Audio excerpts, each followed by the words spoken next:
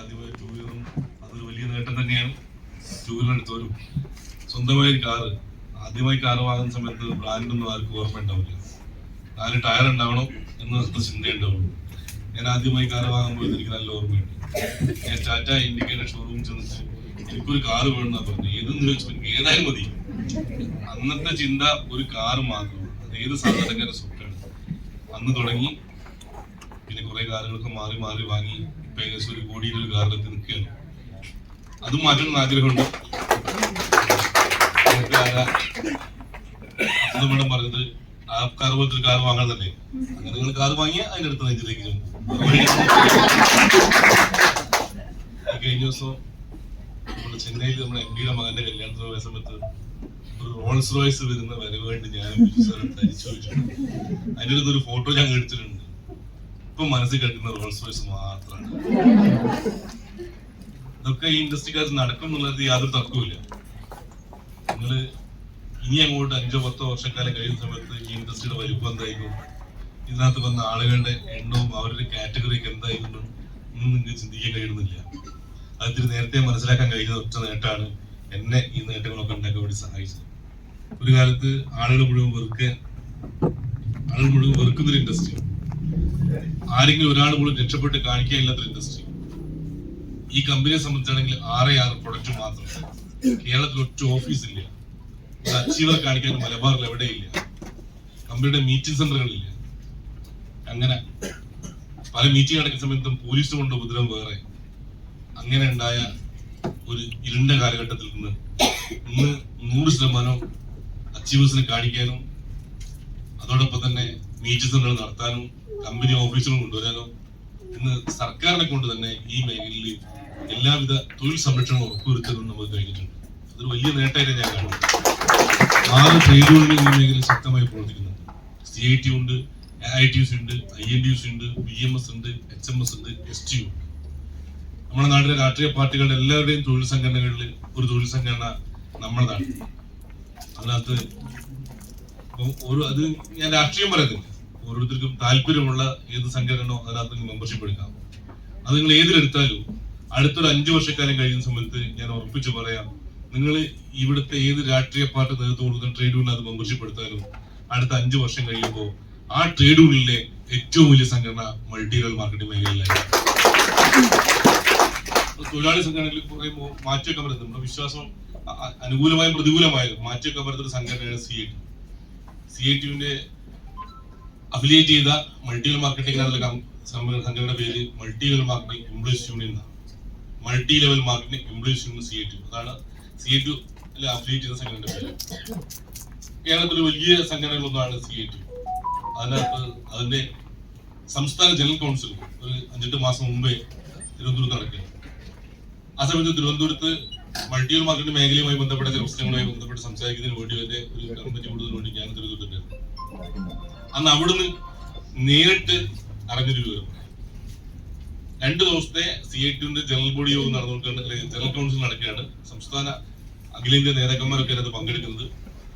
അതിനുശേഷം 2ാമത്തെ ദിവസം അവസാനം പിരിയുന്ന സമയത്ത് ആ നടന്ന പ്രോഗ്രാമുമായി ബന്ധപ്പെട്ട ചർച്ചയിൽ പങ്കെടുക്കാൻ വേണ്ടി, പൊതുചർച്ചയിൽ പങ്കെടുക്കാൻ വേണ്ടി ആകെ 5 സംഘടനകൾക്ക് അവസരം കൊടുത്തു. അതും 5 മിനിറ്റ്. CIT-നകത്ത് 157 സംഘടനകൾ അഫിലിയേറ്റ് ചെയ്തു. അത് ഒന്നുകൊണ്ടിപ്പെട്ടികൾ കച്ചവടക്കാരുണ്ടാവും, വർക്ക്ഷോപ്പുകാരുണ്ടാവും, ഡ്രൈവർമാരുണ്ടാവും, അംഗനവാടി വർക്കർമാരുണ്ടാവും. അങ്ങനെ പല മേഖല തൊഴിലാളികൾ ചേർന്ന് 157 സംഘടനകൾ രജിസ്റ്റർ ചെയ്തിട്ടുണ്ട്. അതിലൂടെ ചേർന്ന ഈ CIT എന്ന് പറയുന്നത്. അതിനകത്ത് ചൂണ്ടുതൊഴിലാളികളുടെ എല്ലാം വരും.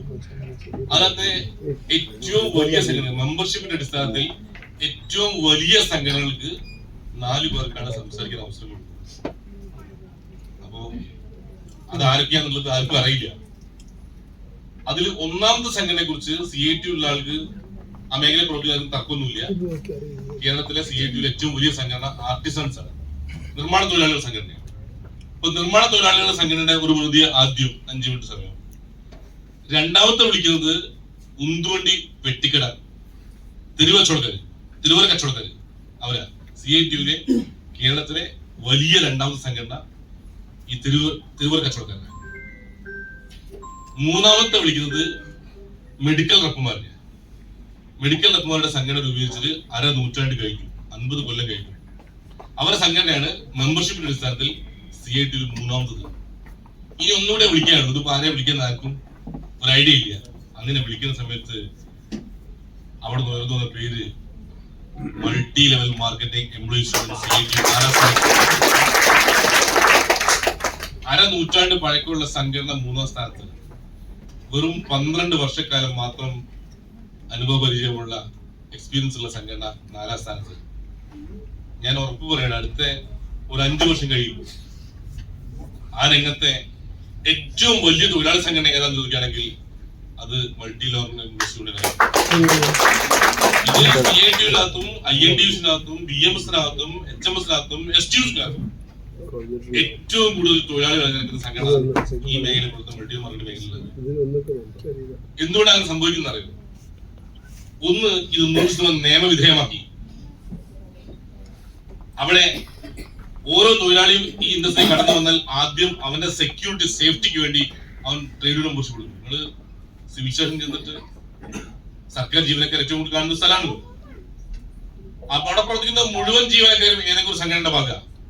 മെഡിക്കൽ കോളേജിൽ ഡോക്ടർമാർ ഏതെങ്കിലും സംഘടനയുടെ ഭാഗമാണ്, നേഴ്സുമാർ സംഘടനയുടെ ഭാഗമാണ്. ജീവനക്കാരെല്ലാം ഏറ്റവും കൂടുതൽ സെക്യൂരിറ്റി ഉള്ളവരൊക്കെ അവരൊക്കെ ഏതെങ്കിലും സംഘടന മെമ്പർഷിപ്പ് ഉണ്ട്. അതേപോലെ ഞാൻ പണം ഉണ്ടാക്കാൻ പോവുകയാണ്, എനിക്ക് സംരക്ഷണം വേണമെന്നുള്ള ചിന്തയിൽ ആദ്യം ട്രേഡ് യൂണിയൻ മെമ്പർഷിപ്പ് എടുക്കും. അത് അവൻ ഏതെടുക്കുന്ന എനിക്കറിയാം. CIT, INTUS, BMS, HMS ഏതുമാട്ടെ ഏതെടുക്കുകയാണെങ്കിലും ഈ മേഖലയിലായിരിക്കും ഏറ്റവും കൂടുതൽ തൊഴിലാളികൾ ഉണ്ടാവുക. അതിന് കാരണം എന്താന്ന് പറഞ്ഞാൽ ഇന്ന് സർക്കാർ കൊടുക്കുന്ന തൊഴിലവസരങ്ങളുടെ എണ്ണം പരിമിത. കേരള ഗവൺമെന്റ് 5 ലക്ഷം ആൾക്കാർ തൊഴിൽ കൊടുക്കുന്നത്, കേന്ദ്ര ഗവൺമെന്റ് 30 ലക്ഷത്തിന് മേലെ ആൾക്കാർ തൊഴിൽ കൊടുക്കുന്നത്. ഇന്ത്യയിൽ ഏറ്റവും കൂടുതൽ തൊഴിൽ കൊടുക്കുന്ന സ്ഥാപനം, പൊതുമേഖലാ സ്ഥാപനം റെയിൽവേയാണ്. 12 ലക്ഷത്തിന് മേലാണ് തൊഴിലെടുക്കുന്നത്. എന്നാ MI ലൈഫ്സ്റ്റൈൽ മാർക്കറ്റ് എന്ന കമ്പനി മാത്രം 60 ലക്ഷത്തിന് മേലാണ് തൊഴിൽ കൊടുക്കുന്ന കമ്പനി.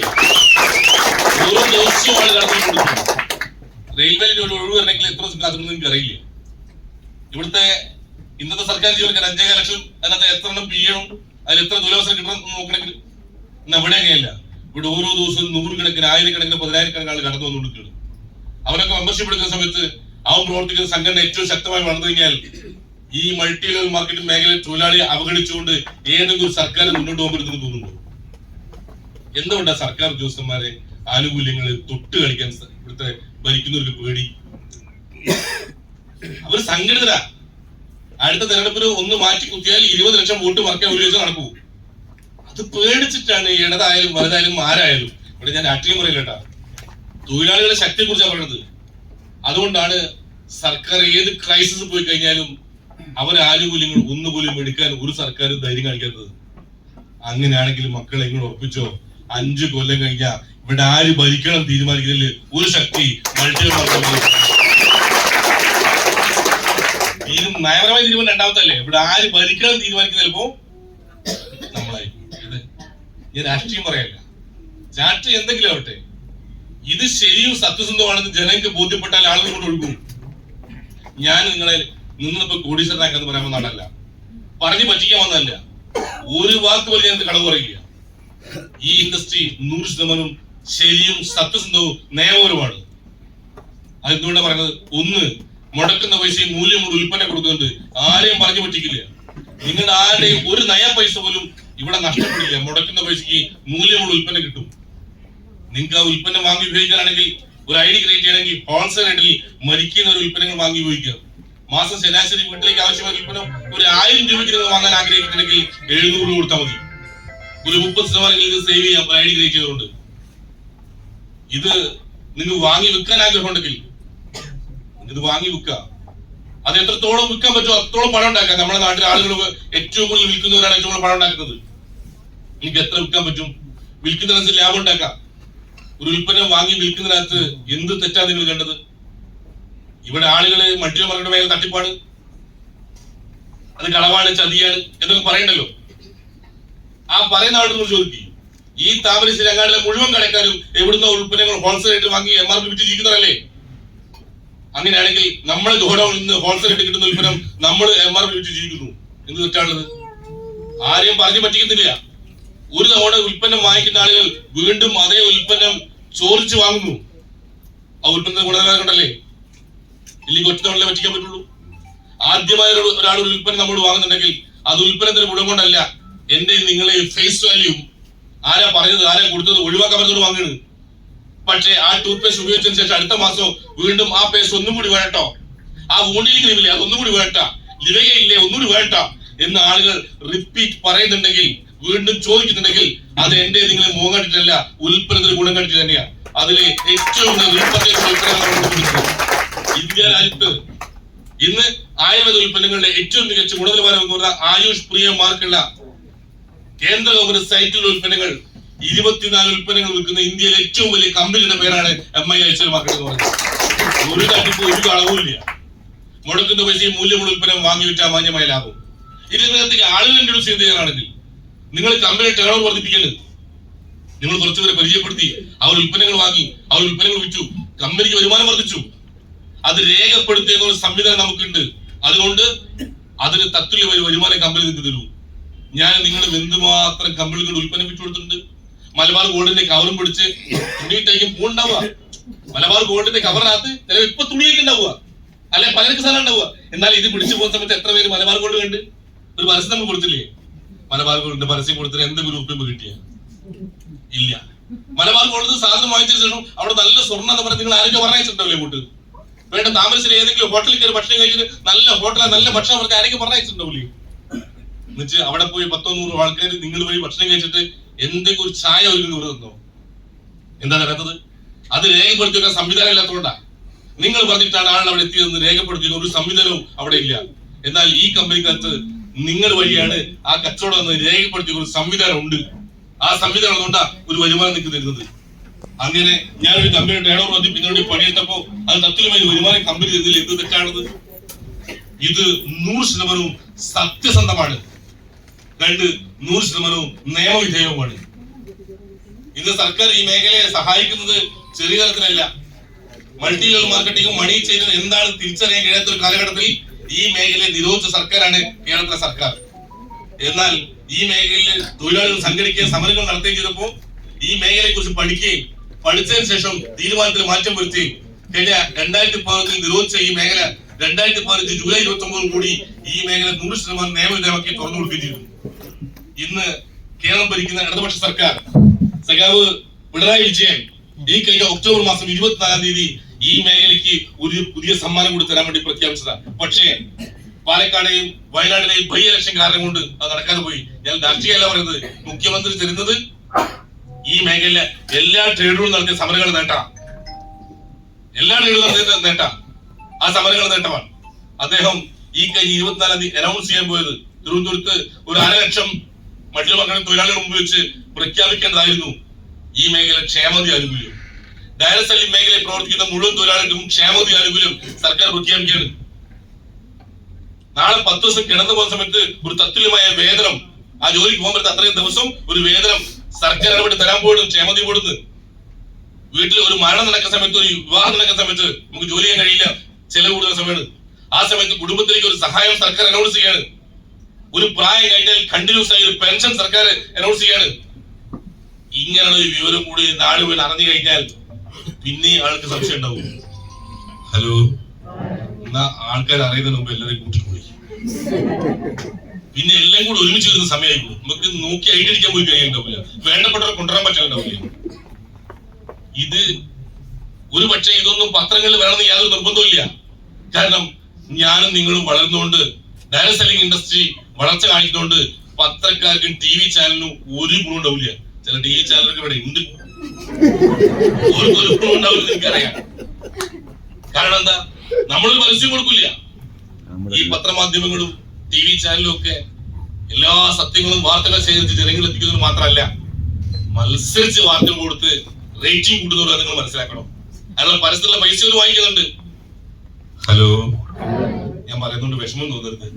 കോഴിക്കോട് എനിക്കൊരു 17 വയസ്സായതിനു ശേഷം, +2 കഴിഞ്ഞതിന് ശേഷം, അന്നത്തെ പ്രീ ഡിഗ്രി കഴിഞ്ഞതിന് ശേഷം ഓൾമോസ്റ്റ് രാവിലെ എണീച്ചാൽ ഞാൻ കോഴിക്കോട് എത്തും. എന്റെ അതിന് ശേഷം ഉപരിപഠനമൊക്കെ കോഴിക്കോട് നടന്നത്.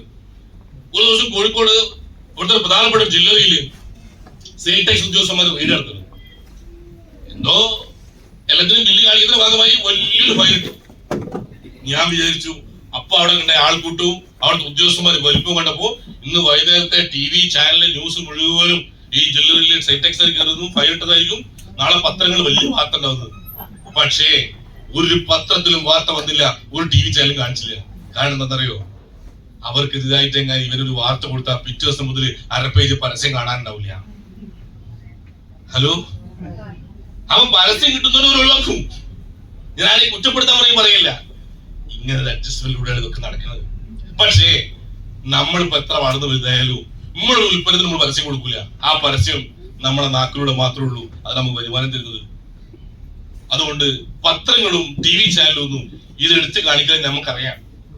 അതുകൊണ്ട് നമ്മൾ സർക്കാരിനോട് പറഞ്ഞു, നിങ്ങൾ ഈ മേഖലയിൽ ഒരു വലിയ നേട്ടം തൊഴിലാളി കൊടുക്കുമ്പോൾ അത് പത്രങ്ങൾ വാർത്തയായി വരുന്നത് ഞങ്ങൾക്കറിയാം. അതുകൊണ്ട് സർക്കാർ പരസ്യം കൊടുക്കണം. അതും മുഖ്യമന്ത്രി ഏറ്റു. ആ പറഞ്ഞത് 6 ലീഡിംഗ് പത്രങ്ങൾ പരസ്യം കൊടുത്തേക്കാം. Direct selling industry 100% നിയമവിധേയമാണ്. നിയമവിധേയമായി പ്രവർത്തിക്കുന്ന കമ്പനികളുടെ പേര് ഇതാണ്. നിങ്ങൾക്ക് ധൈര്യമായി പ്രവർത്തിക്കാം, സർക്കാർ ഒപ്പമുണ്ട്. അങ്ങനെ ഒരു പരസ്യം ഈ വരുന്ന 1-2 മാസത്തിനിടയിൽ നിങ്ങൾ കണ്ടിരിക്കും മക്കളെ. അതിൽ വെക്കാതെ അങ്ങനെ പരസ്യം കൊടുക്കാതെ ഈ പിണറായി വിജയനെ അവിടുന്ന് ഇറങ്ങിപ്പോ ഞങ്ങൾ സംഭവിക്കില്ല. ഇതിന്റെ രാഷ്ട്രീയം പറയില്ല. കൊല്ലം കുറയായി ഇതിന് നിയമം ഉണ്ടാക്കാനുള്ള സമരങ്ങളെ നടക്കാൻ തുടങ്ങിയിട്ട്. കൊല്ലം കുറയായി ഈ മേഖലയുമായി ബന്ധപ്പെട്ട സമരങ്ങൾക്ക് നേതൃത്വം കൊടുത്തിട്ട് അതിൽ കിട്ടിയ ഉറപ്പാ. ആ ഉറപ്പ് പാലിക്കാതെ നമ്മൾ വിട്ടുപോകുകയില്ല. ഇത് ഞാൻ പറയുന്നത് ഏതെങ്കിലും ഒരു സംഘടനയെ കുറിച്ച് പറയാൻ വേണ്ടിയിട്ടല്ല. നിങ്ങൾ കയറി നിൽക്കുന്ന മേഖല 100% നിയമപരവും സർക്കാർ പ്രൊട്ടക്ഷൻ ഉള്ള നിങ്ങൾ ഓർമ്മപ്പെടുത്താൻ വേണ്ടിയിട്ടാണ്. ഇത്രയും മികച്ചൊരു മേഖലയിൽ കയറി നിന്ന് പ്രവർത്തിക്കാൻ അവസരം കിട്ടിയിട്ട് പിന്നെ സംശയത്തോടെ നോക്കി നിൽക്കുകയും നാട്ടുകാർ പറയുന്നത് കേട്ട് ചെയ്യാതിരിക്കുകയും ചെയ്യുന്നത് എന്തിനാണ് എനിക്ക് മനസ്സിലാക്കുന്നത്. ഇവിടുന്ന് കേട്ട വാഹാ ഇത് ഭയങ്കര പരിപാടി കേട്ടാ, ഇത്ര ഞാൻ വിചാരിച്ചില്ല കേട്ടാ. അത് കഴിഞ്ഞ് നാട്ടിൽ ചെന്നപാട് അടുത്ത അയൽവാസിനെ വിളിച്ച് മോളെ ഗംഭീര പരിപാടി കേട്ട് കേട്ടാ മൈലേക്ക് ഞാൻ ഇനിയും പെട്ടാ കഴിഞ്ഞ കഥ ഇങ്ങനെ കുടിക്കുക എന്നാരേ കുടിക്കേ. ഇത് കേൾക്കുമ്പോൾ നമ്മൾ പണി നിർത്തും. ആ സമയത്ത് അതൊന്നും കേൾക്കാതെ ഇതൊന്നും ഓർത്താൽ ഈ ഇൻഡസ്ട്രിയിൽ നിങ്ങൾക്ക് വളർന്നു വലുതാനുള്ള അവസരമുണ്ട്. ഒന്നുമില്ല, ആരെയും പറ്റിക്കണ്ട. എല്ലാവരും ഉപയോഗിച്ചുകൊണ്ടിരുന്ന ടൂത്ത് പേസ്റ്റ് ഇല്ലേ, കോൾഗേറ്റ്, ക്ലോസപ്പ്, സിബാക്ക, അതിന് പകരം നമ്മുടെ പേസ്റ്റ് കൊണ്ടൊന്ന് പല്ല് തെറ്റിക്കുക. എന്തായാലും സോപ്പ് വെച്ച് കുളിക്കുന്നുണ്ട്, നമ്മുടെ സോപ്പൊന്ന് തേക്കാൻ പറയാം. എന്തായാലും ഹെയർ ഓയിൽ ഉപയോഗിക്കുന്നുണ്ട്. രാത്രി മുതൽ അങ്ങോട്ടുള്ള ഇഷ്ടം പോലെ വലിയ പരസ്യം കൊടുക്കുന്ന ഹെയർ ഓയിലുകളുണ്ട്. അതിന് പോലെ നമ്മുടെ ഹെയർ ഓയിൽ ഒന്ന് കൊടുക്കുക. എന്തായാലും കഫക്കെട്ടിന് മരുന്ന് വാങ്ങിക്കേണ്ടത്, അതിന് മരുന്നിന് പകരം വെൽനസ് ഉൽപ്പന്നങ്ങളിലേക്ക് മാറുക. അസുഖം വരാതിരിക്കാനുള്ള ഉൽപ്പന്നങ്ങൾ ഉപയോഗിച്ച് ശീലിക്കുക. ഇങ്ങനെയുള്ള ചെറിയൊരു മാറ്റം ആളുകൾ ഉണ്ടായാൽ അതുവഴി നമുക്കുണ്ടാകുന്ന ടേൺ ഓവർ വലുതായിരിക്കും. ആ ടേൺ ഓവർ കൊണ്ട് ഈ നാട് ഒരുപാട് സാധാരണക്കാർക്ക് ഒരു നേരം ഭക്ഷണം കഴിക്കാം. നമ്മൾ ഈ ഉൽപ്പന്നം കൊടുക്കുന്നതുകൊണ്ട് നാട്ടിൽ കുറെ ആൾക്ക് അസുഖങ്ങൾ മാറി അസുഖങ്ങൾ വരാതിരിക്കുകയും ആ കൂടുതൽ നമുക്കൊരു വരുമാനം കിട്ടുകയും ചെയ്യും.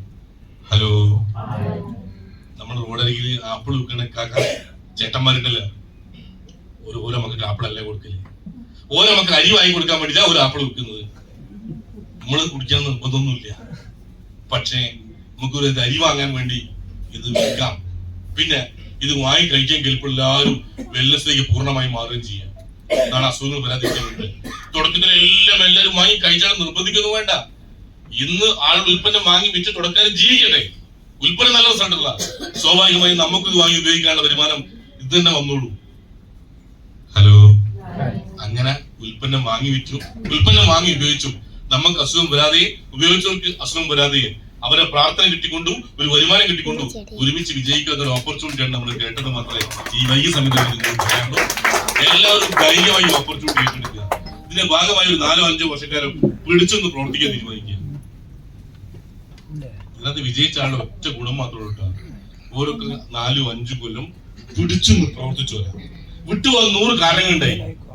പക്ഷേ ആരും വിട്ടുപോയില്ല, പിടിച്ചൊന്ന് പ്രവർത്തിച്ചു. വിട്ടുപോയതൊന്നും വിജയിച്ചിട്ടില്ല, വിജയിച്ചവരൊന്നും വിട്ടുപോയിട്ടുമില്ല. ഒരു ചെറിയ എക്സാമ്പിൾ മാത്രം പറഞ്ഞ് ഞാൻ അവസാനിപ്പിക്കാം. ഒരു നാട്ടില് ഒരു നല്ല മനുഷ്യനുണ്ട്. അയാള് ഭയങ്കര തുള്ളല്, കോമരക്കാരനാണ്. നാട്ടില് എവിടെയെങ്കിലുമൊക്കെ മഴ പെയ്യാതിരുന്നാൽ അയാളെ വിളിച്ചാൽ അയാൾ ആ പ്രദേശത്ത് നിന്നിട്ട് ഒരു കോമര അവിടെ മഴ പെയ്യും.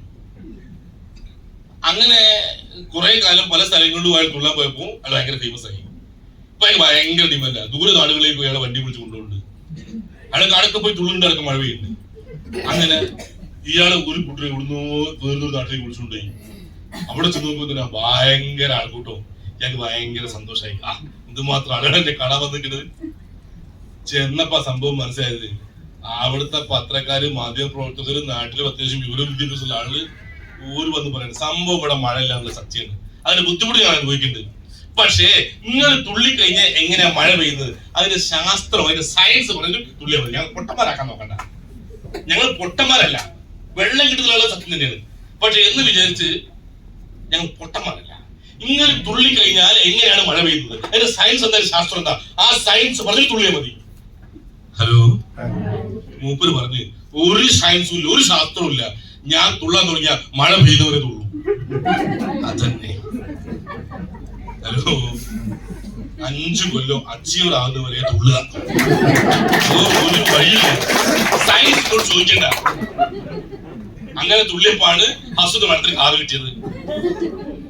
ഹലോ, അങ്ങനെ തുള്ളിയപ്പാണ് ഷാഹിർ സാർ കാറ് വാങ്ങിയത്. അങ്ങനെ തുള്ളിയപ്പാണ് ബിസാറിന് കാറ് കിട്ടിയത്. അങ്ങനെ കഴിഞ്ഞ 2015 മുതൽ 2024 അവസാനം 20 തുടങ്ങുകയാണ്. 10 കൊല്ലം തുള്ളിയപ്പാണ് ഞാൻ 1 കോടിയുടെ കാറ് വാങ്ങിയത്. ഹലോ, വിശ്വസിക്കാൻ തുള്ളുക.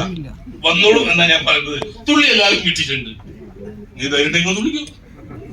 അതല്ല, എല്ലാ ശാസ്ത്രവും പഠിച്ചതിന് ശേഷം ചെയ്യെങ്കിൽ സമയം കുറെ എടുക്കും. അങ്ങനെ ഞാൻ അന്ന് 2015 ബിസിനസ് പറഞ്ഞ് ഇപ്പോഴും പഠിച്ചു കൊടുക്കുന്ന കുറെ ആൾക്കാർ എന്റെ നാട്ടിലുണ്ട്. ഇപ്പോഴും ചെയ്തിട്ടില്ല, കാരണം ഒരു പഠിച്ചു കഴിഞ്ഞിട്ടില്ല. എനിക്ക് പഠിപ്പിക്കാൻ നേരമില്ല, അതുകൊണ്ട് ഞാൻ അങ്ങോട്ട് പോക്കൂല. ഞാൻ ഇടയ്ക്ക് പറയുന്ന കഥയുണ്ട്. അതായത് എന്റെ കൂട്ടുകാരുടെ ദിവസവും കാട്ടിലൂടെ ഇങ്ങനെ പോവാണ്, മുട്ടോടെ അവരുടെ ഷൂട്ടിട്ടുണ്ട് മുള്ളു കൊള്ളാണ്ടിരിക്കാൻ വേണ്ടി. അങ്ങനെ മുള്ളു നീക്കിച്ച് അങ്ങനെ നടന്നു പോകുമ്പോ കാട്ടിൽ നടുക്കുന്ന സമയത്തും 2 കൂട്ടുകാരും കൊടുക്കുന്നുണ്ട്. കത്ത ബുദ്ധി വിവരമാണ്, ഭയങ്കര പഠിപ്പാ. മറ്റും 10ാം ക്ലാസ് തോറ്റല്ല. അവൾ പെട്ടെന്ന് ഒരു പുലിയുടെ ശബ്ദം കേൾക്കുന്നത്. 10ാം ക്ലാസ്സുകാരൻ മറ്റോട് ചോദിക്കുകയാണ്, വീട്ടുകാരോട് ചോദിക്കുകയാണ്, അല്ലടാ പുലിയുടെ ശബ്ദമല്ലേ കേൾക്കുന്നത്. അവനൊന്ന് കാതോർത്ത് അതെ എന്ന് പറയുമ്പോഴേക്കും മറ്റോ 2 ഷൂ കയ്യിൽ വെച്ചിട്ടുണ്ട്. 10ാം ക്ലാസ്സാരെ. അപ്പൊ മറ്റോ ചോദിച്ചു, അല്ല ഇപ്പൊ ഷൂ ചെയ്ത് പുലിയല്ലേ ഓടണ്ടേ? എടാ പൊട്ടാ, ഈ ഷൂ അങ്ങോട്ട് ഊരിങ്ങനെ വിചാരിച്ചോ, ഈ കാട്ടിക്കൂടി പുലിനേക്കാൾ വേഗത്തിൽ ഓടാൻ പറ്റുമോ? ഹലോ, അത് ഭയങ്കര ചോദ്യ. ഷൂ ഊരിയാലും കാട്ടുകൂടി പുലിനേക്കാൾ വേഗത്തിൽ ഓടാൻ പറ്റുമോ? അപ്പൊ ഓൻ പറഞ്ഞ മറുപടി ഉണ്ട്, എനിക്ക് പുലിനേക്കാൾ വേഗത്തിൽ ഓടണ്ട, എന്നേക്കാൾ വേഗത്തിൽ കൂടിയാൽ മതി. പുലി ഉത്തരം പിടിച്ചു. തൽക്കാലം അത്രയാണ് മനസ്സിലാക്കിയത്. നിങ്ങൾ എല്ലാ സയൻസും പഠിച്ച് ഓടാൻ നിൽക്കണ്ട. തൽക്കാലം ഓടാൻ തീരുമാനിക്കുക. ഇത് മുടക്കുന്ന പൈസ മൂല്യം ഉൽപ്പന്നം കിട്ടണമെങ്കിൽ ഇന്നേരം പറ്റിക്കുന്നില്ല, ഞാൻ പൊട്ടനാകുന്നില്ല, ഇന്നേരം പറ്റിക്കില്ല. 2 വാങ്ങി വിറ്റാൽ മാന്യമായ ലാഭമുണ്ട്. ഞാൻ വാങ്ങി വിൽക്കും, ഞാൻ പൈസ ഉണ്ടാക്കും. ഇല്ല, ഞാൻ വിൽക്കുന്നില്ല, പൈസ ഉണ്ടാക്കണ്ട, താല്പര്യം. 3, നിങ്ങൾ ആളെ പരിചയപ്പെടുത്തിയാൽ ഒരു ചെയ്യുന്നത് 4% കിട്ടും. അത് കിട്ടില്ലെങ്കിൽ എന്നോട് ചോദിച്ചാൽ മതി. നിങ്ങൾ എന്തൊക്കെ ആളെ കൊണ്ടുവന്ന് കമ്പനി പോലെ പേർ അയച്ചിട്ട് കമ്പനി വരുമാനം അയച്ചു തന്നില്ലെങ്കിൽ നിങ്ങൾ എന്നോട് ചോദിച്ചു ഞാൻ തരാം. അതൊക്കെ ഞാൻ ഗ്യാരണ്ടി ചെയ്യും. ഇതിനേക്കാൾ വലിയ ഗ്യാരണ്ടി ഇപ്പൊ എന്താ വേണ്ടത്? ഹലോ, ഇതിനേക്കാൾ വലിയ സ്വപ്നങ്ങളിൽ മാത്രം. എനിക്ക് ഇത്ര മാത്രമേ പറയാനുള്ളൂ. മുടക്കുന്ന പൈസ മൂല്യമുള്ള ഉൽപ്പന്നമുണ്ട്, വാങ്ങി വിറ്റാൽ മാന്യമായ ലാഭമുണ്ട്. ആളുകൾ ഇൻട്രോഡ്യൂസ് ചെയ്ത് വരുമാനം പണിയെടുത്താൽ അതിന് തത്തുല്യമായ വരുമാനം കമ്പനി അയച്ചു തരും. അത് ഗ്യാരണ്ടി. ഇത് നിങ്ങൾക്ക് ബോധ്യപ്പെടുന്നെങ്കിൽ നമുക്ക് ചെയ്തു കൊടുക്കുക. ബാക്കി ഇതിന്റെ കൂടെ പഠിക്കുക. അതല്ലാണ്ട് കംപ്ലീറ്റ് പഠിച്ചതിന് ശേഷം ഇറങ്ങാൻ നിൽക്കണ്ട. ഇപ്പൊ അങ്ങോട്ട് ഇറങ്ങുക, പോകുന്ന വഴി പഠിക്കുക എന്ന് മാത്രം പറഞ്ഞുകൊണ്ട് ഇന്ന് GTS